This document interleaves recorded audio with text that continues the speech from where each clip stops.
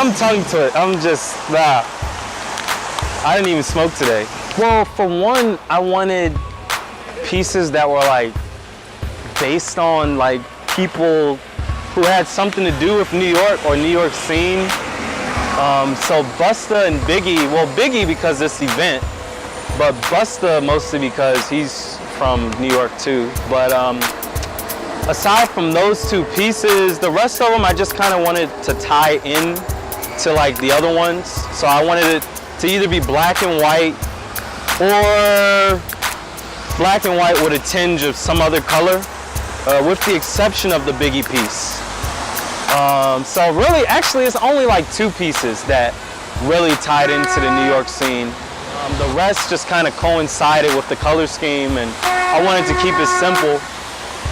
Yeah, well, the Mike Brown one, the Lives Matter piece, that was a piece that I had made, I guess after I had heard that the dude, Darren Wilson, whatever the douchebag's name is, I'm pretty sure it's Darren Wilson. It was after I heard he wasn't like prosecuted properly and he got off. I went through maybe like 3 Prisma markers making that thing, but it only took me about a week to make it all together. Like 5 days, not a full week. And initially I wanted to make prints of it and take it to all of the demonstrations that were going on, but I just didn't have the money at the time to mass produce them, so I didn't do it. But it did get on display at this gallery called Smack Melon Station in Brooklyn, and that was a great show. I think it got me in the New York Times or something. But it was a very tedious process making it. I just kind of sat there and dotted out the whole thing. And in the midst of it, I guess I was pretty upset about the situation, but I mean, who wasn't, you know? It's like, but at the same time, it's like that shit has been going on, so it's like, I was just glad that people were starting to really get like wound up about it. And people are still wound up about it, but the cops are still killing people for like the wrong fucking reasons. So I think what they're probably wanting is for everyone to lose their shit and get really fucking angry and start burning shit again, but hopefully it won't be us burning our own shit. I was kind of martyring him or making him a saint in a way. I think initially I had named it the Saint of Ferguson or something like that. And the shapes have been something that I've been putting in my work for the past 4 years. Mostly the triangle pattern. One summer it just kind of came to me. But, oh, you can walk through, that's cool, that's real. The sacred geometry that I had in place in that piece was, I think it was it was like an alternate version of Metatron's cube, or it was a tetragrammaton. I'm not sure what kind of geometry, I'm not sure what the exact name of it was, but it definitely was a spin-off of Metatron's cube. So yeah, in the piece, the triangles that I had, I wanted them to kind of intercept, but I wanted them to like merge in between fields. So it was really like a math assignment that I set up for myself. And I'm really not that great at math, but visually it was something that I really felt should really be worked out on like a really like particular level. So I just utilized what I already did, and I wanted to like distort it in a way, but make it extremely complicated. My motivation behind it being named Lives Matter was kind of me harping on the idea of black and white being social constructs that were really kind of made by white people. I don't really feel that I fit into any of the social constructs, so I don't even really call myself black. I try not to call myself black. It's like I'm the son of Mensa Kondo and Nia Freeman, and in Africa, or even all over, like all other places around the world, I don't think there are too many cultures that are like using black and white. Like there's so much that's mashed up, and there's so many different mixtures of people. It's like hard to really just say black and white. And it's real strange. It's like, I feel like people of color are definitely singled out by the police and by this system in a way, and have been taken advantage of. And I'm just like, lives matter, because I would be equally upset if someone got killed for the wrong reason who was white or whatever they want to call themselves. You know what I'm saying? But I do believe that quote unquote black people definitely deserve more attention in this matter, because it happens to us a lot more than it happens to, you know, other people in this country. Harassment alone. You know, I don't solely identify myself with the Black Lives Movement. I'm all for police reform, and I'm for a justice system that's not completely fucked up. You know, most of his stuff was really, really original. I feel like he really elevated the style of hip hop in general. I linked it to something that I just kind of started studying, or I guess I wouldn't say studying because I haven't really gotten to study.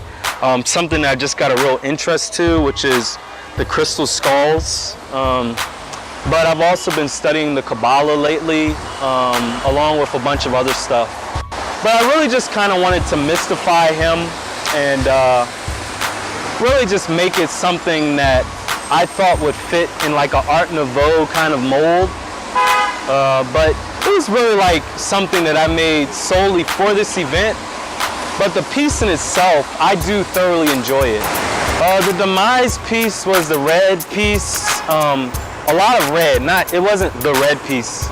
It was a piece that had like the kind of deformed, monstrous figure in the background, and it had the symmetrical women that I did in graphite below that, with a girl in the foreground all the way coming up, and she kind of had bleeding eyes.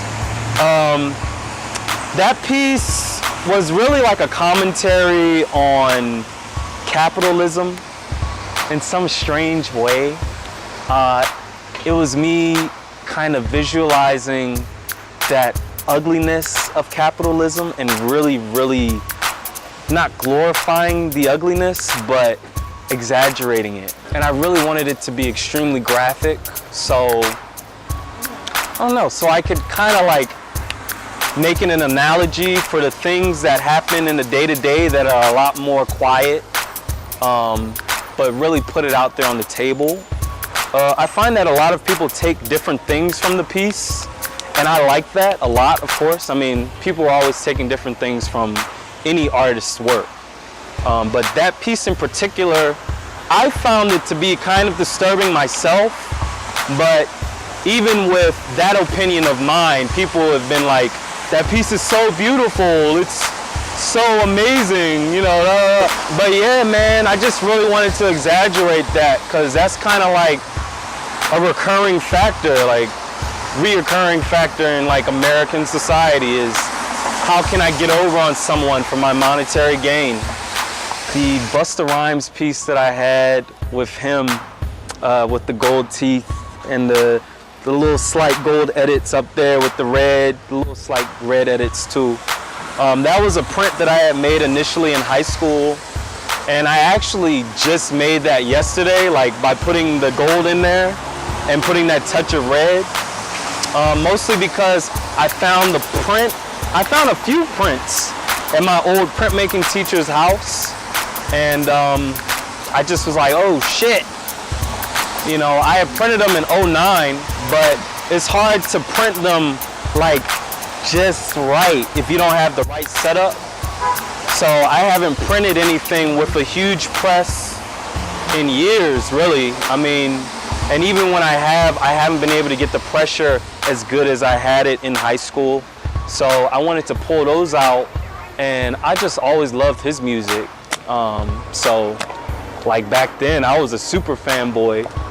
But it doesn't fit to any kind of study that I've been doing for myself that ties into like ancient practices or anything. It was just a portrait, and I thought the gold was pretty captivating. I just like gold. I love gold. And yeah, I figured I was gonna be in Brooklyn, so I would hang that one up too. Plus, it was the first print that I did that took me 3 months to carve. And now those same size prints that I do, I can do them in like a week. The joint, Orpheus as a girl, well, it was based on this story that is actually this girl that I used to talk to, who I kind of just saw a few hours ago. We just saw each other for the first time in like a year. It was actually her favorite story, and it has to do with this Greek figure named Orpheus going to hell to get his wife who passed away, and I think the only rule was he couldn't look back or he would lose her forever. So somehow, I think, everyone has to just look at that story themselves. Somehow I think I kind of put myself in the place of Orpheus's wife, and I made the girl Orpheus as a girl, and because we stopped talking for a number of reasons, so whatever. It was almost like a diary entry, but that was a silkscreen that I had made, and the silkscreen initially came out a little janky, so I enhanced it with ink and watercolor, and I enhanced it with some pen, and I kept it moving.